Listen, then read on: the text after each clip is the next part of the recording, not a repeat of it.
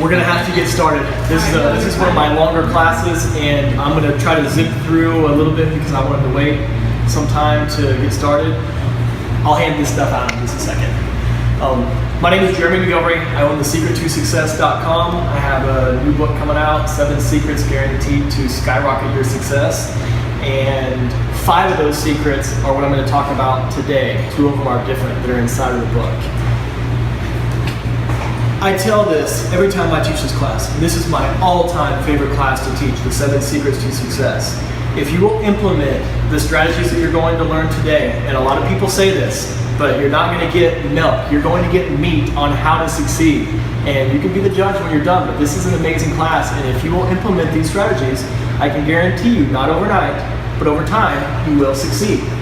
You don't have to walk out of this night or this event or this area the same. I always like to tell people that it means a lot to me when people take time out to come to a class like this, because it shows that you have maybe not an obsession like myself, but you want to learn, you want to grow, you want to get better. So there's a lot of people out there that are just happy with the way things are. You'll hear a lot of quotes from me because I read a lot and I love to memorize quotes, but one of my all-time favorites is, people will cling to an unsatisfactory way of life rather than change in order to get something better for fear of getting something worse. So if you won't cling to that life and you're willing to make some changes, I tell people the Stone Age didn't end because we ran out of stones. It ended because people continue to grow and learn and evolve. So thank you guys for seeing value in yourself and choosing to add value to yourself. There's a real brief video, and there's going to be about 3 brief videos I'm going to show you, but if you know who Earl Nightingale is, he's going to talk about the strangest secret. I'd like to tell you about the strangest secret in the world. Some years ago, the late Nobel Prize-winning Dr. Albert Schweitzer was being interviewed in London, and a reporter asked him, "Doctor, what's wrong with men today?" And the great doctor was silent a moment, and then he said, "Men simply don't think." It's about this that I want to talk with you. We live today in a golden age. This is an era that man has looked forward to, dreamed of, and worked toward for thousands of years. But since it's here, we pretty well take it for granted. We in America are particularly fortunate to live in the richest land that ever existed on the face of the earth, a land of abundant opportunity for everyone. But do you know what happens? Well, let's take 100 men who start even at the age of 25. Do you have any idea what will happen to those men by the time they're 65? These 100 men who all start even at the age of 25 believe they're going to be successful. If you ask any one of these men if he wanted to be a success, he'd tell you he did. And you'd notice that he was eager toward life, that there was a certain sparkle to his eye, an erectness to his carriage, and life seemed like a pretty interesting adventure to him. But by the time they're 65, 1 will be rich. 4 will be financially independent. 5 will still be working. 54 will be broke. Now think a moment. Out of the 100, only 5 make the grade. Now why do so many fail? What has happened to the sparkle that was there when they were 25? What's become of the dreams, the hopes, the plans? And why is there such a large disparity between what these men intended to do and what they actually accomplished? When we say about 5% achieve success, we have to define success. And here's the best definition I've ever been able to find. Success is the progressive realization of a worthy ideal. If a man is working toward a predetermined goal and knows where he's going, that man is a success. If he's not doing that, he's a failure. Success is the progressive realization of a worthy ideal. Rollo May, the distinguished psychiatrist, wrote a wonderful book called Man's Search for Himself. And in this book he says, the opposite of courage in our society is not cowardice. It is conformity. And there you have the trouble today. It's conformity, people acting like everyone else without knowing why, without knowing where they're going. Now think of it. In America right now, there are over 18 million people 65 years of age and older. And most of them are broke. They're dependent on someone else for life's necessities. Now, we learn to read by the time we're 7. We learn to make a living by the time we're 25. Usually by that time, we're not only making a living, we're supporting a family. And yet, by the time we're 65, we haven't learned how to become financially independent in the richest land that has ever been known. Why? We conform. And the trouble is that we're acting like the wrong percentage group, the 95 who don't succeed. Now, why do these people conform? Well, they really don't know. These people believe that their lives are shaped by circumstances, by things that happen to them, by exterior forces. They're outer-directed people. A survey was made one time that covered a lot of men, working men, and these men were asked, why do you work? Why do you get up in the morning? 19 out of 20 had no idea. If you ask them, they'll say, well, everyone goes to work in the morning, and that's the reason they do it, because everyone else is doing it. Now let's get back to our definition of success. Who succeeds? The only person who succeeds is the person who is progressively realizing a worthy ideal. He's the person who says, I'm going to become this, and then begins to work toward that goal. You almost could stop this whole class right there after what you hear.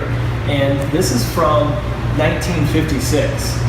Now, an article in the New York Times that Teresa, an economist, wrote, this is just a few months ago. She said that 75% of Americans nearing retirement right now have less than $30,000 in their retirement accounts.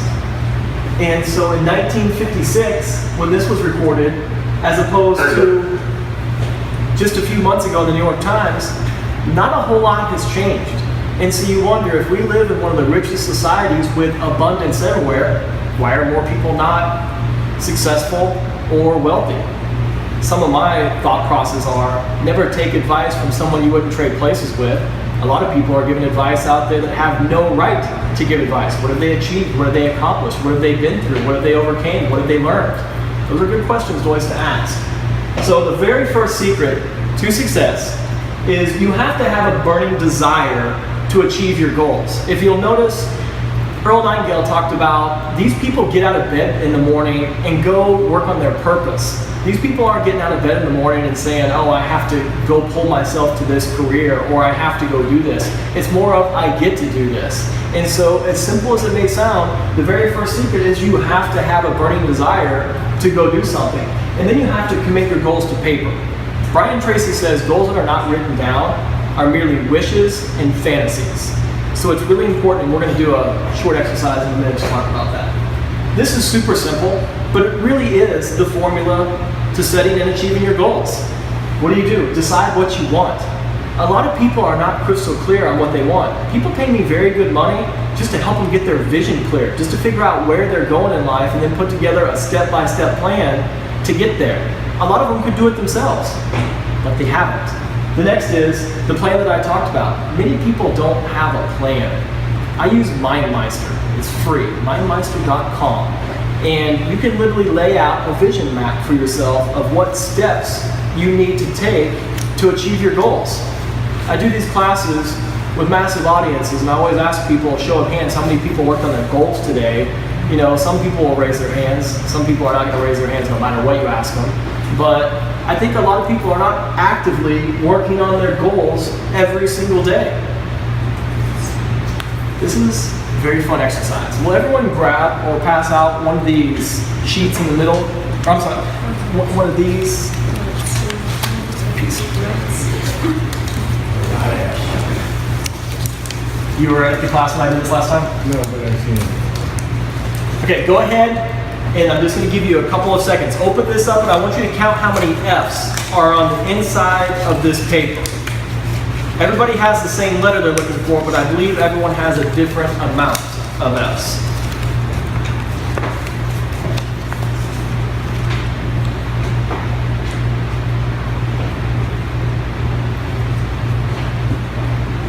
Real short passage.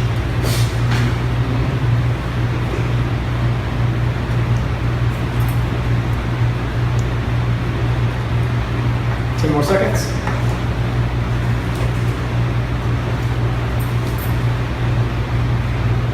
Okay. Put them down. Show of hands. How many people found 3 or more? Pretty much everybody?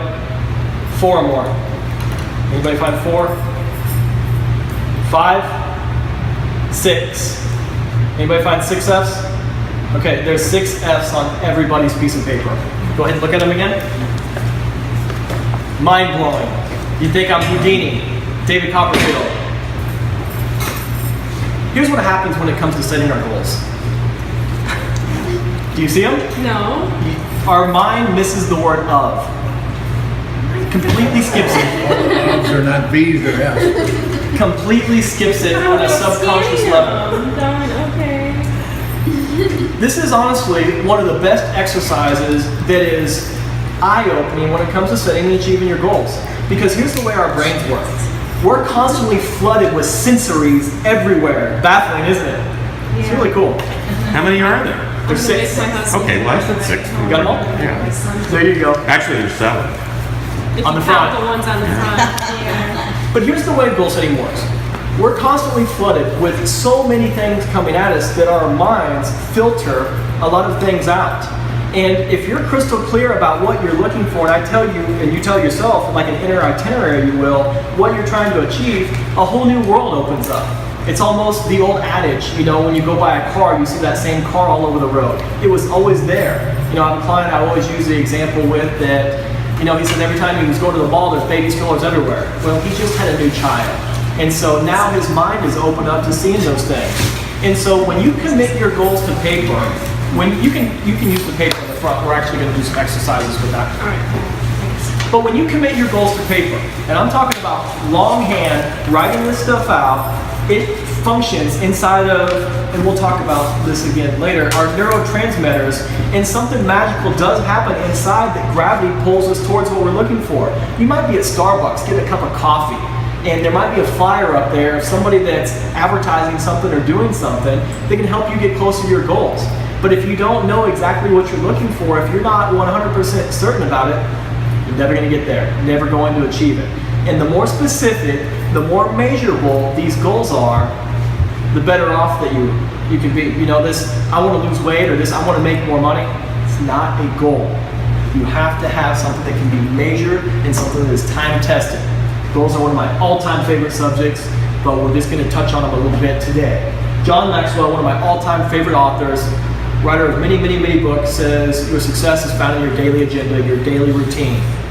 And we're going to get into habits because that's where your agenda and routine comes from. And so what you do day in and day out determines whether you'll be successful or not. And a lot of that is predicated on habits. We're going to spend some time on habits. And I have read everything you could ever imagine on habits. This is a short. Now let's see. Where was I? I wonder which way I ought to go. A brilliant and the slightly toes did the guile and him fell in the way. All amused were the water holes and the mole rats out the grave. Now, where in the world do you suppose that? Lose something. Oh! Well, I was, no, I was just wondering. Oh, that's quite all right. Oh, no, thank you, but I just wanted to ask you which way I ought to go. Well, that depends on where you want to get to. Oh, it really doesn't matter, as long as I can... Then it really doesn't matter which way you go. It doesn't matter which way you go if you don't know where you're going.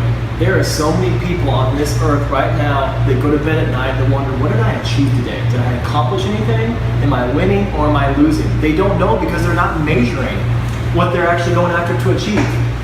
Jim Collins, another incredible business author, Good to Great, Built to Last. He has How the Mighty Fall. He wants to talk to people in a lot of his books about not having too many priorities, not having too many goals.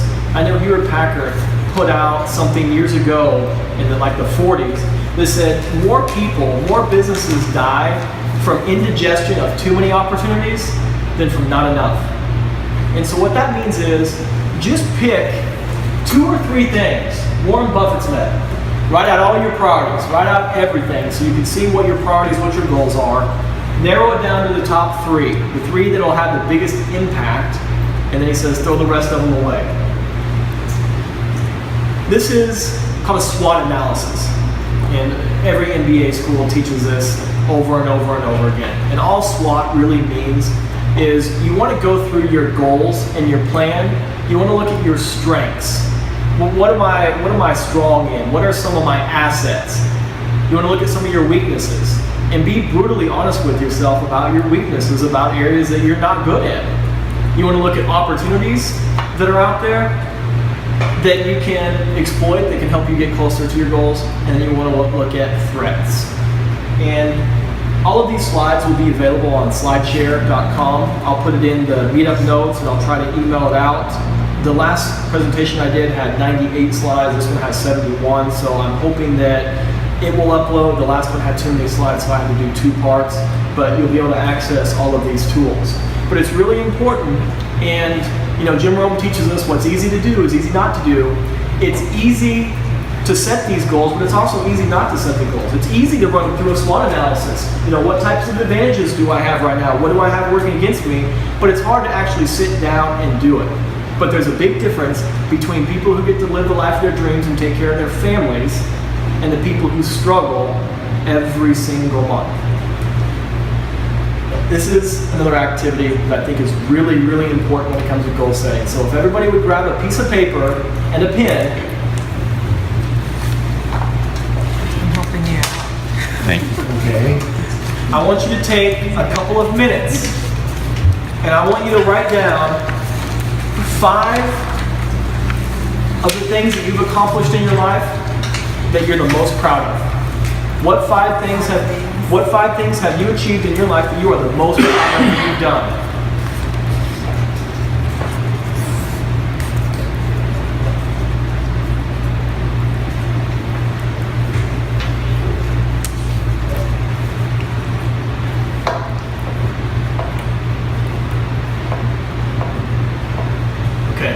Let me tell you why this is important.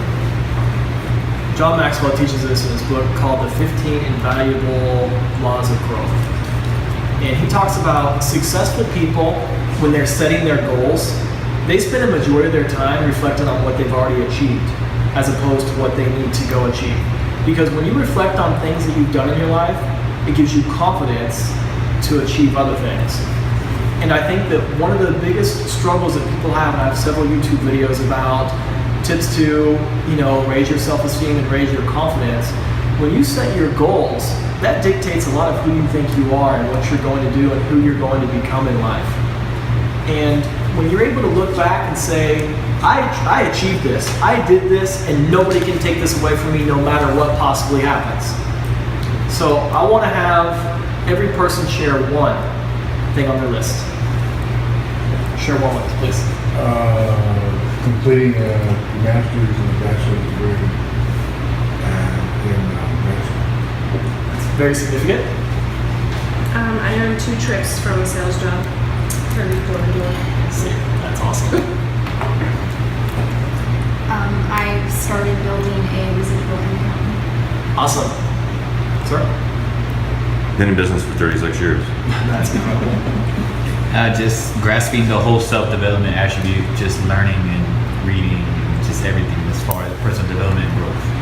That's so important. I can tell by our communication already that you are entrenched in this stuff. And when I talk about Jim Rome or these other people, You know Jim exactly Rome, what you're talking about. Jim Rome says that formal education will make you a living, but self-education will make you a fortune. coach. Absolutely. I listen to his tapes. Ma'am?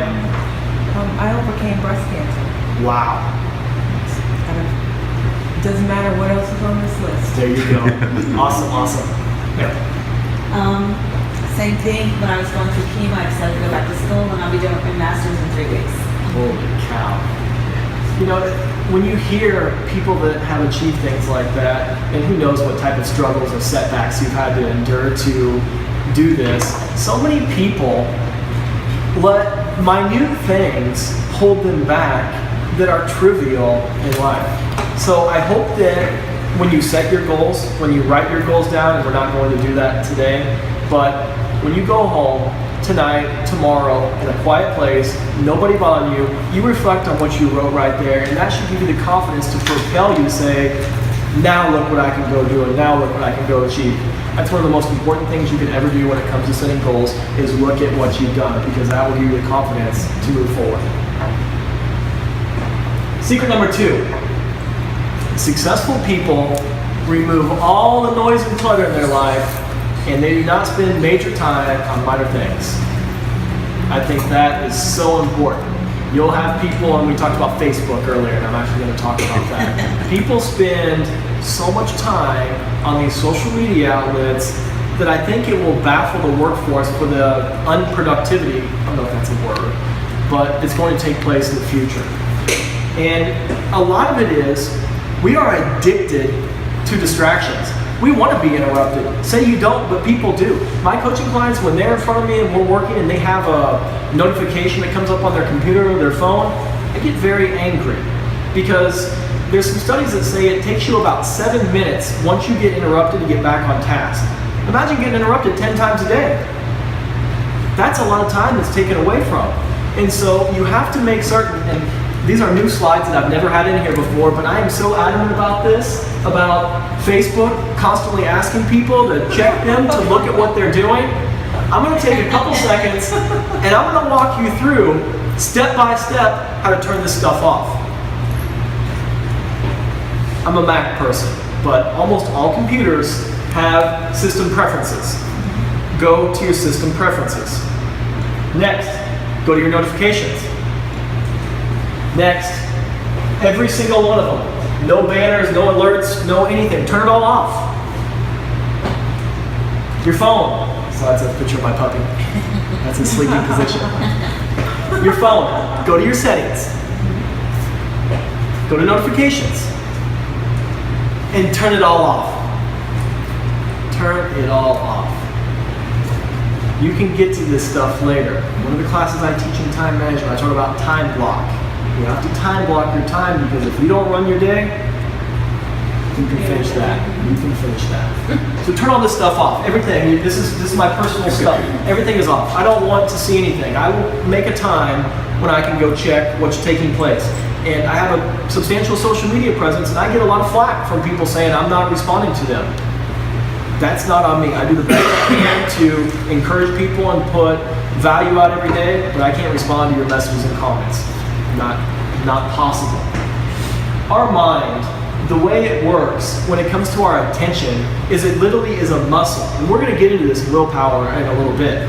But if you remember the parable of the talents, I always tell when it comes to this, anything that you don't use in life, you forfeit, you lose. It's gone forever. And so the law of use is almost like the parable of the talents. If you'll remember, what is it? The master goes away and gives each one of the servants, he gives one 3, he gives one 2, he gives one 1. And he says, do the best you can to take care of these measures of gold. And when I come back, we'll see how you did. The one that gets 3 goes and wheels and deals, I guess, and tries to do whatever he can to find commodities and grow his 3. The one that was given 2 does the exact same thing. But the one that was given 1 measure of gold, he takes it, digs a little hole, buries it, camouflages it, makes sure it's safe and sound. So the master comes back, asks him, how'd you all do? First one says, I got off to a rough start, things didn't go all that well, but you'll notice I took your 3 measures of gold, and now we have 6. Good job, I suppose he said something like that. What about the gentleman who had 2? He did the same thing, he doubled it. But the person who had 1 talent, 1 measure of gold, he says, I preserved what you gave me. This is all that we have left. And he says, get away from me, you wicked and slothfully man. And he takes the one who has 1 and he gives it to the person who has 3. The reason for that story is, I like to tell people what you don't use, you lose.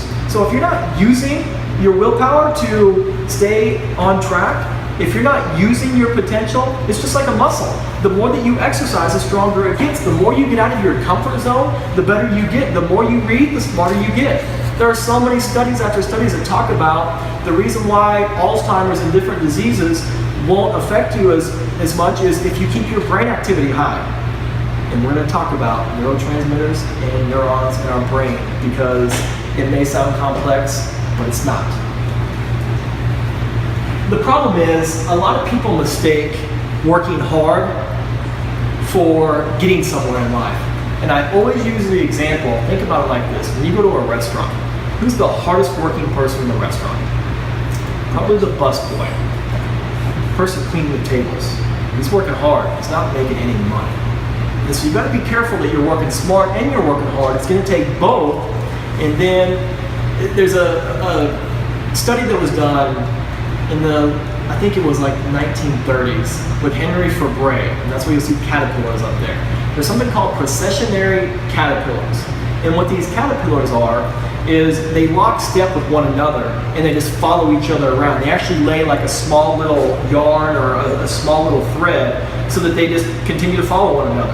And so what the scientist Henry Fabre did is he got a flower pot and he put these processionary caterpillars on the top of the flower pot, on the lid, and lined them all up and then gave them a little nudge so they would start doing circles around this flower pot.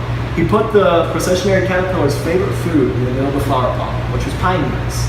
And so day 1 goes by, 24 hours, and they're still walking around the lid of this flower pot. Day 2 goes by, doing the same thing. After day 5, they start falling over from exhaustion and starvation. Their favorite food is inches from them, but they're dying of starving and frustration because they're confusing activity with productivity. They're confusing motion with meaning, and they're actually not getting anywhere. But that's a great metaphor for people in life. Earl Nightingale opened up with saying we're conforming to the wrong people. We're following the wrong people. Malcolm Gladwell is an incredible author that talks about outliers. You've got to be willing to be different from everybody else. And you're going to be lonely doing that, and you're going to be ridiculed doing that, and you have to have the confidence to say, so what? The average CEO, Fortune magazine found, only spends 90 minutes a day working on productive work. Longtime CEO of GE, Jack Welch, says he doesn't even think it's that much time they spend. Focus is a skill. And I think when we control our attention, we control what we focus on, that plays a major factor in our success or failure in life. The problem though is discipline. And I think there's a quote that says something like, discipline is when you tell yourself what to do and you don't talk back. So we all know what to do. We all know the things that we need to be doing. We know that we can't eat unhealthy food. We know that we need to go to the gym. We know we need to write our goals down. If you don't, you do now. We know this. But back again, what's simple to do is simple not to do. I own thesecret2success.com. There's not a whole lot of secrets. I know more secrets when it comes to social media than I do about personal development and success. This stuff is written down in books. It has been for a very long time. People don't want to read the books. They want to go try to learn this stuff on their own, and they usually wind up unfulfilled. So spending 3 hours of focused work every day is what Steve Jobs attributed to, in 2012, taking Apple to the largest, wealthiest company in the world, and pretty much changing the game when it comes to the way people interact with smartphones or iPods, computers. Revolutionized. 3 hours a day. This is a brief clip from the CEO of Nike. You mentioned last night when we were having dinner that when you first got the job as CEO, you got a call from Steve Jobs and he offered you some advice. Well, he didn't call to offer me advice, but we had worked together on a Nike-Apple collaboration called Nike Plus. So we took what Apple knows, what Nike knows, and brought a new technology to the market. Anyway, long story short, he said, "Hey, congratulations! It's great. You're going to do a great job." I said, "Well, do you have any advice?" And he said, "No, you're great." And then there was a pause, and he goes, "Well, I do have some advice." He goes, "Nike makes some of the best product in the world. I mean, product that you lust after, absolutely beautiful, stunning product. But you also make a lot of crap." He said, "Just get rid of the crappy stuff and focus on the good stuff." And then I expected a little pause and a laugh, but there was a pause but no laugh at the end. Yeah. And he was absolutely right. And in fact, that's one of my major focal points in terms of my priorities as a CEO and even as a designer when I was growing up at the company, is to edit. I mean, we have so many ideas. Nike is an idea factory. I think all of us get helter-skelter or scattered out, and we have all these different agendas or ideas or goals that we want to work on, and we don't narrow it down to what's the most important. And so getting crystal clear, articulating 3, I prefer 2 sometimes, and just focus on that. This is probably one of the most important secrets, is that people don't understand that we don't choose our futures, we choose our habits, and our habits choose our future. I talk about trajectory. All it takes in life is to get just slightly off course. And then before you know it, behavior that at one point seemed completely unacceptable, all of a sudden becomes to seem normal because you barely drifted ever so slowly. One of my all-time favorite books, Outwitting the Devil by Napoleon Hill.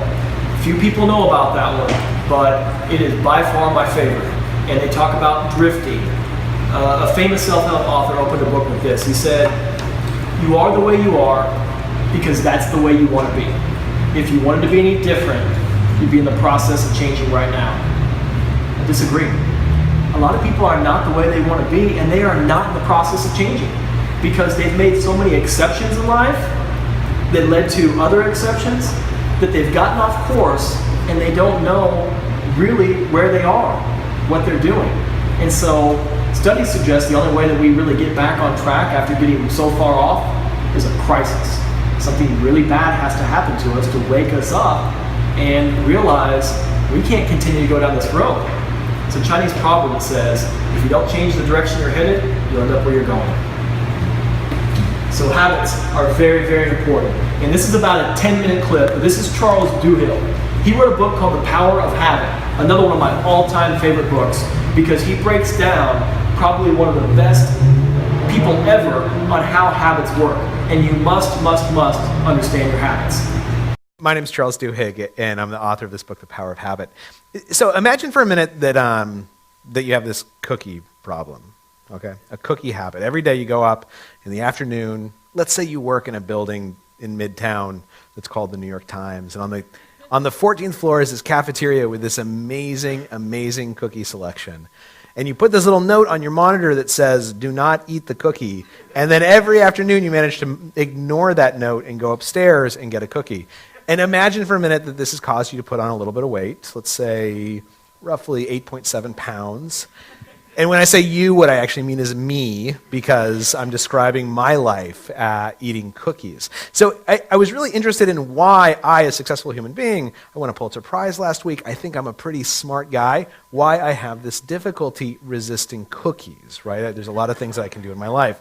And I began researching the science of habits, how habits work. And what I learned is that we're actually living through this golden age of understanding the neurology of habit formation. And I ended up writing this book out of it.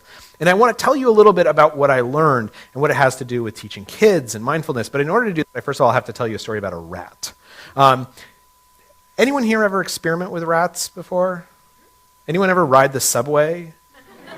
Okay, then you've done a lot of experience with rats. There's a woman named Dr. Ann Graybiel who has for years been doing experiments with rats. She's a neurologist, and for years she was trying to get sensors into rats' cranium so she could measure what was going on inside their skulls. This took a long time and a lot of rats. But eventually she got to a point when she could get about 150 sensors inside a rat's skull, and she could measure its neurological activity. What she'd do with each rat after it woke up from the surgery was the exact same thing. She would drop it in the world's simplest maze. Works the same way every single time. Click, a partition would move, the rat's free to run through the maze and find the chocolate. Every rat, when you drop it in the maze the first time, acts like the world's laziest animal. It'll like wander up and down, it'll get to the end, it'll see the chocolate, it'll go the other direction. It takes on average about 13 minutes for it to find the chocolate. And for years people thought that this is because rats are unusually dumb, and that if a rat can learn something, then any animal could learn it. But Dr. Graybiel could actually see inside the rat's head, and what she saw was kind of fascinating. This is a simplified neurological graph the first time a rat's dropped in this maze. There's all these spikes in activity, right? Basically, the rat would like scratch the walls and the scratching centers of its brain would light up, or it'd find the chocolate and the pleasure centers would light up. This is what unmediated learning looks like. So Dr. Graybiel takes this rat, she drops each of them in the maze again and again, 150 times each. Over time, unsurprisingly, the rat learns how to run through the maze faster and faster and faster, find the chocolate. But what's really interesting is what happens inside its head. As the rat learns to run faster and faster, as finding the chocolate becomes more of an automatic habit, the rat starts thinking less and less and less. This graph on the bottom is a simplified neurological graph of the 150th iteration through that maze. What you'll notice is this deep valley there, right? That's the same valley you would see if the rat went to sleep. Now, all of us have habits, right? There's a researcher named Wendy Wood who followed around a couple thousand people to see how much of our daily behaviors are habits. And what she found is about 40 to 45% of the decisions we make actually every day aren't actually decisions, they're habits. And if somehow I could get 150 sensors into your head, this is exactly what I would see. Your mental activity dropping off in the middle of that habit. When you remember waking up in the morning and walking in the subway and now you're at your desk but you don't remember what happened in the middle. Or when you decided that morning to have a salad but you get to lunch and you order a hamburger just like you did yesterday. This is what's happening. Your brain is kind of turning off. With these two interesting exceptions. At the beginning of the habit, when the rat would hear the click, there'd be this burst of activity. And then essentially the brain would power down. And then at the end, when it found the chocolate, it's as if the rat would sort of shake itself awake again and notice what was going on. Within neurology, this is such an important idea and finding that it's become known as the habit loop. And what it says is that every habit has three components. There's a cue, which is like an automatic trigger for a behavior to start. And then a routine, which is the behavior itself. And then finally, a reward that helps your brain remember that pattern for the future. Every habit has cues and rewards. And for years, everyone from Aristotle to Oprah, when they've talked about habits, they've focused on the routine, on the behavior. But what we've learned in the last decade is that it's the cue and the reward that influence how habits function. Just to give you an example of this, does anyone here exercise? It's a young audience. Anyone here wish that they exercise on a regular basis? Okay, so there was an experiment that was done in Germany where they took an audience like this and they said, all of you should exercise. And then they took about a third of the audience and they said, okay, look, this is what I want you to do. Choose a cue, like always put your running shoes next to your bed, or go running with the same group of friends. And then when you get back from working out, give yourself a small piece of chocolate. Right? This is counterintuitive because not many people exercise in order to eat chocolate, or at least not quite that directly. And yet what the researchers suspected is that even though all of you think that you want to exercise, your brain thinks you're a liar and that you hate exercise. And the only way that I can trick you in exercise is to give yourself a reward you genuinely enjoy, like a small piece of chocolate. And in fact, 6 months after they did this, they found that 58% of those people were more likely to be exercising, and they had stopped eating the chocolate because their brain had learned that there's endorphins and endocannabinoids, these neurotransmitters that reward us for physical activity. But you kind of have to bootstrap your brain into believing that those rewards are real with a reward that you genuinely enjoy, like chocolate. All of which brings me kind of improbably to Starbucks and what Starbucks can teach us about teaching and mindfulness. What does Starbucks sell? Coffee, right? No, wrong. That Starbucks doesn't sell coffee. Starbucks kind of sells coffee, right? They give you coffee in exchange for your money. But if you talk to Starbucks, what they will tell you that they actually sell is customer service. This is why they can charge you $4.50 for a latte that costs them about 13 cents, is because when you walk in, there's wood paneling and soft music, and there's someone who asks your name and they write it in big cursive letters, right? This, Starbucks believes, is the centerpiece of their entire business model, is customer service. The problem for Starbucks is that most of their employees are high school graduates, or high school students, or recent high school graduates. People with no professional experience. And the problem, as many of you know, with being a high school student or a recent high school graduate, is that you act like a high schooler or a recent high school graduate. You act like a moron, right? Like I acted like a moron for an entire decade after I graduated. And for Starbucks, this is a problem because they had employees who couldn't deliver customer service. This became particularly a problem in the age of YouTube, and I'm going to show you why. Before I show you something, imagine for a minute that you worked at Starbucks. You oversee $250 million a year in advertising. You've had a long day, you come home from work, you sit on your couch and you open a beer, you turn on the TV, and this is what you see. She was a loyal customer of Starbucks, loved the coffee, loved the service, but that changed a few weeks ago.